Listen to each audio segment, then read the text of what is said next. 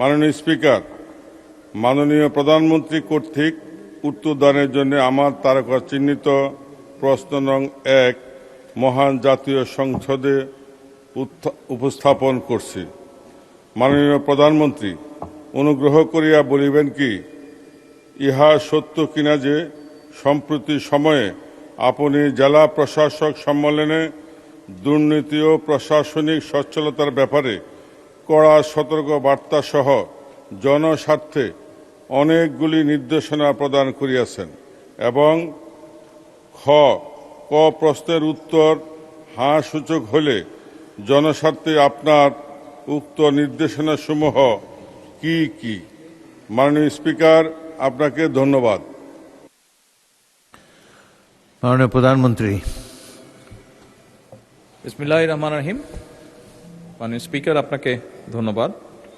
মাননীয় সংসদ সদস্য জনাব আবুল কালাম, আপনার প্রশ্নের জন্য আপনাকেও ধন্যবাদ। মাননীয় স্পিকার, বিষয়টি সঠিক। জেলা প্রশাসক সম্মেলন 2026-এর উদ্বোধন অনুষ্ঠানে জেলা প্রশাসক এবং কমিশনার বৃন্দ যারা উপস্থিত ছিলেন তাদেরকে কিছু নির্দেশনা দেওয়া হয়েছে সরকারের পক্ষ থেকে। নির্দেশনাগুলি মোটামুটি নিম্নরূপ। মাননীয় স্পিকার, প্রশাসনিক কার্যক্রমে দক্ষতা, স্বচ্ছতা এবং জবাবদিহি নিশ্চিত করার চেষ্টা করা। একইভাবে দুর্নীতি একটি ব্যাধি যা সমাজের বিভিন্ন রন্ধে রন্ধে পৌঁছে গিয়েছে, এ ব্যাপারে যত দ্রুত সম্ভব, যতটুকু সম্ভব কঠোরভাবে প্রতিরোধমূলক এবং দমনমূলক ব্যবস্থা গ্রহণ করা। মাননীয় স্পিকার, আমাদের সাধারণ মানুষ বিভিন্ন সময় বিভিন্ন কাজে জেলা প্রশাসকদের কাছে যেতে হয়, বিভিন্ন নানা কারণে জটিলতা সৃষ্টি হয়, তাদের কাজে বিলম্ব হয়। সেই জন্য অপ্রয়োজনীয় প্রশাসনিক জটিলতা পরিহার করে দ্রুত, বাস্তবসম্মত এবং জনস্বার্থ সংশ্লিষ্ট যে সকল সিদ্ধান্ত সেগুলো গ্রহণ করার জন্য তাদেরকে নির্দেশনা দেওয়া হয়েছে। একই সাথে মাননীয় স্পিকার, নিয়োগ, বদলি এবং প্রমোশনের ক্ষেত্রে মেধা এবং দক্ষতা এই বিষয়গুলোকে প্রাধান্য দেওয়ার নির্দেশনা দেওয়া হয়েছে। প্রশাসনিক কাঠামোর কার্যকারিতা বৃদ্ধি এবং স্বাভাবিকভাবেই যেহেতু বর্তমান সরকার একটি জবাবদিহিমূলক সরকার, জনগণের কাছে জবাবদিহি করতে বাধ্য, সেই জন্য প্রশাসনে আমরা চাইছি জবাবদিহিতা নিশ্চিতকল্পে প্রয়োজনীয় যে সকল সংস্কার সেগুলোর উদ্যোগ গ্রহণ করা। মানে স্পিকার, সেবা প্রদান ব্যবস্থাকে সময় পাল্টেছে, যুগ পাল্টেছে।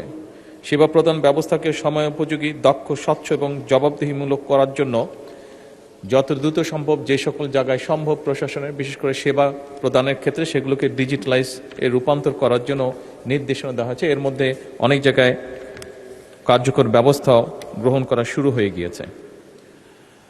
মাননীয় স্পিকার, আইন শৃঙ্খলা বা আইনের লঙ্ঘনের যে সকল ঘটনা ঘটে সেগুলোর ব্যাপারে তাৎক্ষণিকভাবে আইন শৃঙ্খলা পরিস্থিতিকে নিয়ন্ত্রণে এনে যাতে আইন শৃঙ্খলা পরিস্থিতি বজায় থাকে, জনগণ যাতে নিরাপদ বোধ করতে পারে, তার জন্য কঠোরভাবে ব্যবস্থা গ্রহণের নির্দেশনা দেওয়া হয়েছে।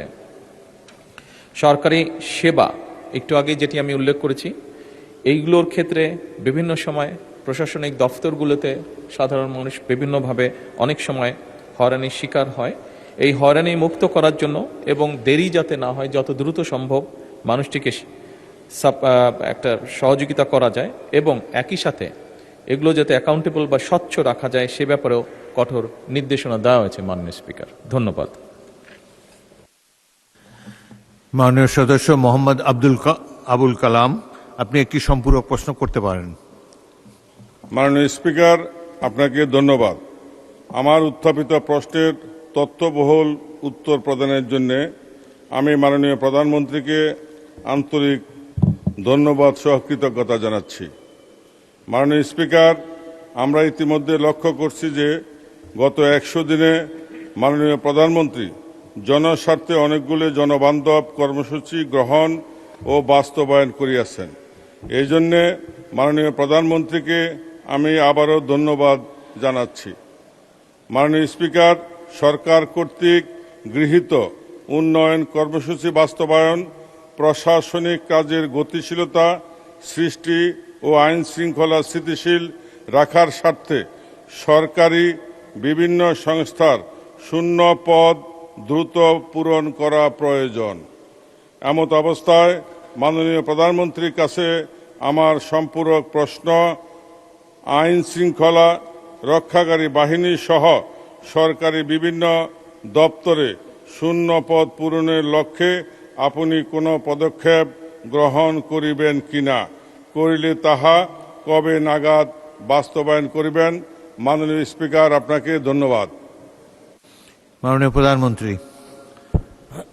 মাননীয় স্পিকার, সম্পূরক প্রশ্নের উত্তরে এই মহান সংসদকে আমি এতটুকু জানাতে চাই যে সংসদ সদস্য মাননীয় সংসদ যেটি বলেছেন, জি, সরকারের বিভিন্ন জায়গায় বিভিন্ন পদ খালি আছে, যেগুলো সরকারকে আরও গতিশীল করার জন্য, একইভাবে দেশের মানুষকে আরও সহজে সুবিধাজনকভাবে সেবা পৌঁছে দেওয়ার জন্য কতগুলো নিয়োগ গুরুত্বপূর্ণ। সরকার অত্যন্ত গুরুত্বের সাথে এই বিষয়টি পর্যালোচনা করছে এবং যত দ্রুত সম্ভব আমরা এই পদগুলোতে নিয়োগ প্রক্রিয়া শুরু করব ইনশাআল্লাহ। ধন্যবাদ। মাননীয় সদস্য মীর আহমদ বিন কাসেম, ঢাকা 14। মাননীয় স্পিকার, আপনাকে ধন্যবাদ। বহুল প্রচারিত পত্রিকায় আমরা জানতে পেরেছি মাননীয় প্রধানমন্ত্রী সরকার দলীয় মহিলা এমপিদেরকে বিরোধী দলীয় সংসদ সদস্যদের এলাকায় উন্নয়ন তদারকি করার দায়িত্ব দিয়েছেন। এই সাথে আরো বলা হয়েছে এসব উন্নয়নে ডিও লেটার ইস্যু করতে পারবেন সরকার দলীয় মহিলা এমপিগণ। এই তথ্য থেকে আমাদের মধ্যে এই বিভ্রান্ত সৃষ্টি হচ্ছে যে এই কাজ কি তাদেরকে এই জন্য দেওয়া হচ্ছে যাতে আমরা যারা বিরোধী দলীয় এমপি আছি আমাদের এলাকার উন্নয়ন কর্মকাণ্ডে আমাদের কোনো হাত থাকবে না, এটা নিশ্চিত করার জন্য কি এই নির্দেশ দেওয়া হয়েছে কিনা দয়া করে মাননীয় প্রধানমন্ত্রী আমাদের সামনে পরিষ্কার করবেন। মাননীয় প্রধানমন্ত্রী। মাননীয় স্পিকার, ধন্যবাদ। মাননীয় সংসদ সদস্য, আপনি যে প্রশ্নটি করেছেন তার জন্য আপনাকে আন্তরিকভাবে ধন্যবাদ।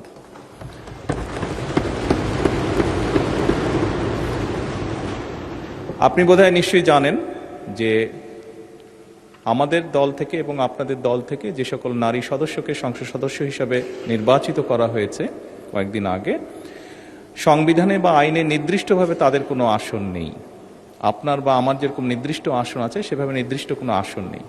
খুব স্বাভাবিকভাবেই আমরা আমাদের রাজনৈতিক বা সাংগঠনিক যে কাঠামো তার ভিত্তিতে আমরা তাদেরকে দলীয় অবস্থান থেকে আমরা কিছু জায়গা তাদের জন্য নির্দিষ্ট করেছি, তারা কোথায় কাজ করবেন। আপনার নির্বাচনী এলাকায় একজন জনপ্রতিনিধি হিসাবে আপনার সম্পূর্ণ হক আছে যে আপনি আপনার এলাকার নির্বাচন উন্নয়নের ব্যাপারে কিভাবে ভূমিকা রাখতে চান। যেহেতু এই সংসদ এই নারী নেতৃবৃন্দকে বা নারী সংসদ সদস্যদেরকে নির্বাচিত করেছে, খুব স্বাভাবিকভাবেই তাদেরও একই রকমভাবে হক আছে।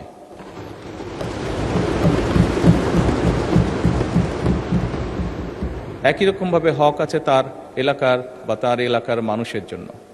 এবং খুব স্বাভাবিকভাবেই আমরা যেটি নিয়ম আছে সরকারের, সেই নিয়ম অনুযায়ী আমরা এগোচ্ছি।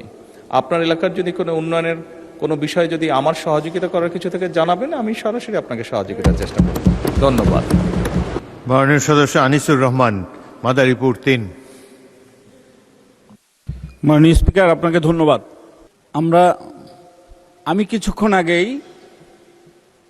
ত্রাণ মন্ত্রণালয়ে একটা সহযোগিতা পাওয়ার জন্য আমার এলাকায় আমি গিয়েছিলাম। মন্ত্রী মহোদয় ছিলেন না, তো আমি ওই মন্ত্রণালয়ে যে পিএস আছে ওনার রুমে বসে কথা বলছিলাম যে আমি এই সহযোগিতাটা পেতে পারি কিনা। পিএস সাহেব আমাকে বললেন যে মাননীয় প্রধানমন্ত্রীর নির্দেশে বিরোধী দলীয় সংসদ সদস্যদের আমাদের যে বরাদ্দটুকু ছিল সর্বশেষ সেটা বিরোধী দলীয় সংসদ সদস্যদেরকে দেওয়া হয়েছে। তো মাননীয় প্রধানমন্ত্রীকে ধন্যবাদ। আর আমি মনে করি আজকে প্রধানমন্ত্রীর কাছে আমার প্রশ্ন, আপনি যেভাবে সবার জন্য করছেন এই জন্য সকল সংসদ সদস্যের জন্যই আপনি করছেন। আমরা বিরোধী দলের রাজপথের অবস্থান এবং তাদের যে বক্তব্য সেভাবে কিন্তু আমরা তাদের কাছ থেকে রেসপন্স পাচ্ছি না। এজন্য আমরা আপনার নির্দেশে আমাদের হুইপ আছে, ব্যক্তিগতভাবে তাদের সাথে কোনো আলোচনা করা যায় কিনা, তারা যেন রাজপথে যে বাজে বক্তব্যগুলো দিচ্ছে সেটা বন্ধ করা যায় কিনা সেই ব্যাপারে একটা পদক্ষেপ নেবেন। ধন্যবাদ মাননীয় স্পিকার আপনাকে। মাননীয় প্রধানমন্ত্রী।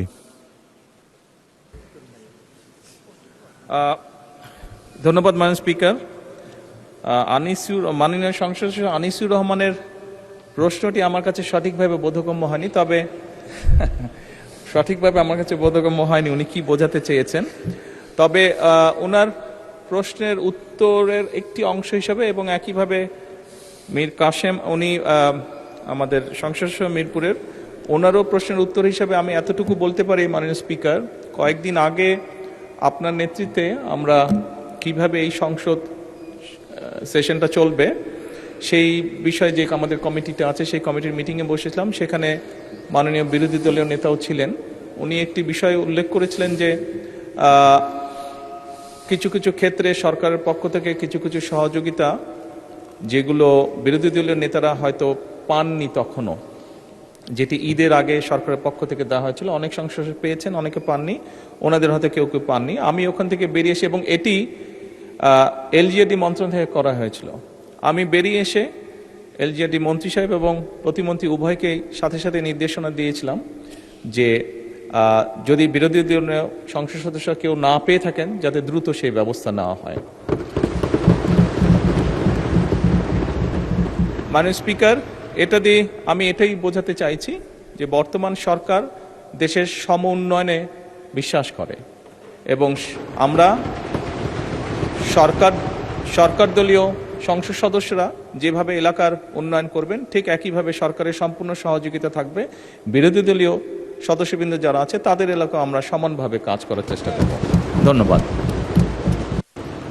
মাননীয় প্রধানমন্ত্রী, মাননীয় সদস্য আনিসুর রহমান জানতে চাচ্ছিলেন যে এইসব উন্নয়ন সহযোগিতা দেওয়ার পরও সরকারি দলের বিরুদ্ধে যেসব প্রচারণা হয় সেগুলো বন্ধ হবে কিনা, এই ব্যাপারে হুইপদের সাথে কোনো আলোচনা করবেন কিনা, এই ধরনের তিনি কথা বলতেছেন। এটা আই থিঙ্ক আমাদের অপেক্ষা করতে হবে, আর সবেমাত্র শুরু হলো, let us wait and C.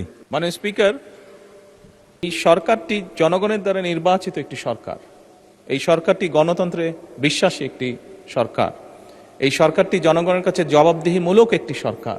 কাজেই যদি গঠনমূলক কোনো সমালোচনা থাকে অবশ্যই সেটি আমরা গ্রহণ করব এবং সেভাবে আমরা পদক্ষেপ গ্রহণ করব। ধন্যবাদ মাননীয় প্রধানমন্ত্রী।